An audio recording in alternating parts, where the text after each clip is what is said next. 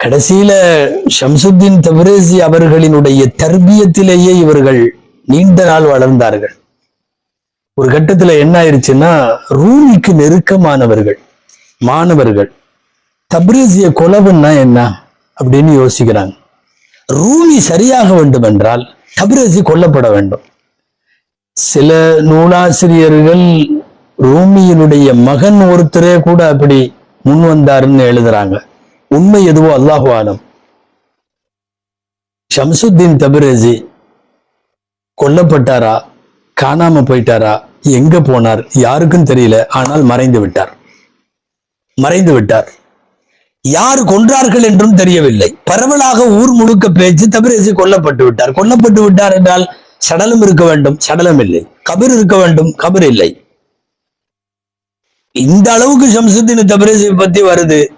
கதவு தட்டும் சப்தம் கேட்டது. ஷம்சுத்தீன் தப்ரேசி போய் கதவை திறந்தார்கள். திறந்து வெளியே போனார்கள். அதற்கு பிறகு அவர்கள் வரவில்லை. இந்த வரவில்லை என்பதற்கு யாரோ கடத்திட்டு போயிட்டாங்க, யாரோ கொன்னுட்டாங்க, அல்லது அவங்களா வேற ஊருக்கு போயிட்டாங்க, அவங்களா மறைஞ்சிட்டாங்க என்று நிறைய வைத்துக் கொள்ளலாம். மொத்தத்தில் மறைந்து விட்டார்கள் ஷம்சுத்தீன் தப்ரேசி ரஹ்மத்துல்லாஹி. ஷம்சுத்தீன் தப்ரேசி இல்லாமல் ஒரு ரூமியை நினைச்சு பார்க்க கூட முடியல. ரூமி தேம்பி அழுகிறார், நாளெல்லாம் அழுகிறார், உணவில்லாமல் நீரில்லாமல் அழுகிறார், இரவு பகலாக அழுகிறார். தப்ரேசி அவர்களுடைய வாயில் அவர்களுடைய ஷேகை பற்றிய ஒரே முணுமுணுப்பு தான். அநேகமாய் யாராவது ஒருவேளை அவர்களை கொண்டிருந்தால், கொன்றதற்கு பின்னாலே இந்த ரூமியின் நிலைமையை பார்த்திருந்தால் ஏன் கொன்றோம் என்று கண்டிப்பாய் நினைத்திருப்பார்கள். காரணம், இவர்களுக்குள் இருக்கிற நட்பும் இறுக்கமும் இணக்கமும் இவ்வளவு தூரம் இருக்கும் என்று தெரியாது.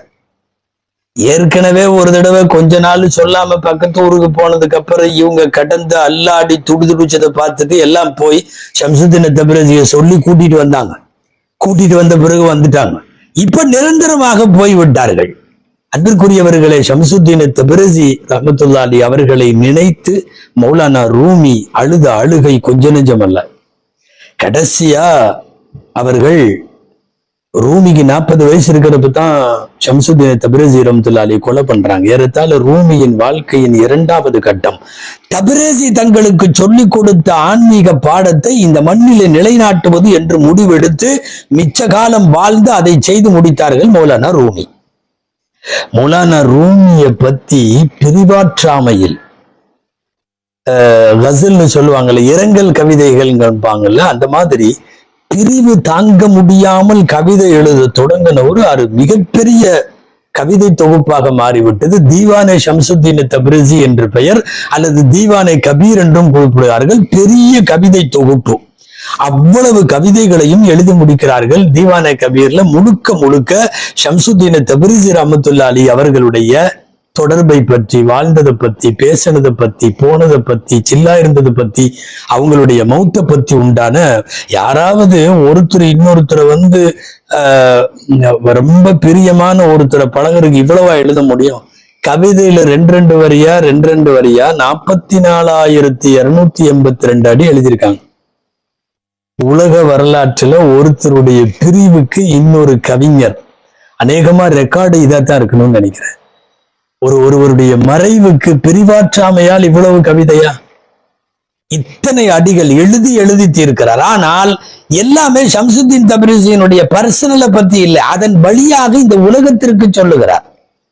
மரணம் கூப்பிட்டு போயிருச்சுன்னா அந்த மரணத்தை பத்தி நீ என்ன நினைக்கிற, என்ன ஏது? மரணம் என்பது அசலை தேடி போவது, அது பிரிவல்ல, வந்த இடத்துல இருந்து நம்ம போயாகணும், இப்படியே போகும். 10,000 கவிதைகள். இந்த உலகத்திற்கு தீவானே கபீர் என்பது ஷம்சுத்தீன் தப்ரேசி அவர்களினுடைய நினைவால் இவர்கள் எழுதிய கவிதை என்பது ஒரு சாகாவரம் பெற்ற ஒரு அற்புதமான காவியம். ரூமி ரஹ்மத்துல்லாஹி 40 வயதிற்கு பின்னாலே அவர்கள் உயர்ந்த ஆன்மீக படித்தரங்களுக்கெல்லாம் அடிப்படை காரணமாக இருந்தவங்க 3 பேர் சொல்லுவாங்க.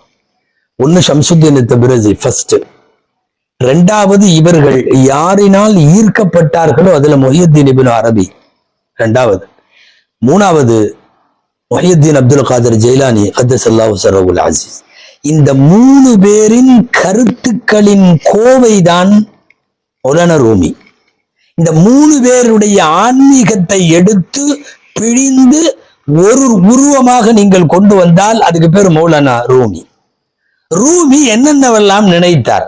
ரப்பை பற்றி அவர் நினைத்தது என்ன, துன்யாவை பத்தி நினைத்தது என்ன, நப்ச பத்தி நினைச்சது என்ன, மஹப்பத்தை பத்தி நினைச்சது என்ன, அல்லாஹுவுக்குள்ளே போய் தன்னை அழித்து கொள்ளுதல், இந்த எல்லா கருத்தியலையும் மஸ்னவியில கொண்டு வந்திருக்கார். அதனால் தான் உலகத்தினுடைய அமரகாவியம் மஸ்னவி என்று சொல்லுகிறோம். மஸ்னவி டோட்டல் ஆன்மீகத்திற்கு விடை சொல்லும் ஒரு கவிதை நூல்.